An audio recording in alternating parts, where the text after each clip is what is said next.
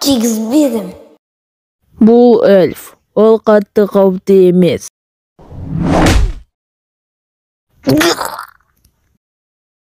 Осылай мен өлем ба? Енді маған кедергі болмайды. Сиқыршылар қаласына бара беруге болады.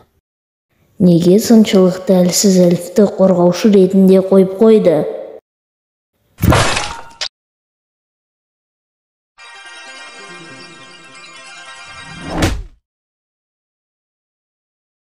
Бұл енді менің бірінші комиксім. Сол комиксті астына, сол видеоның астына көп лайк жинап, просмотрды жинаңдар.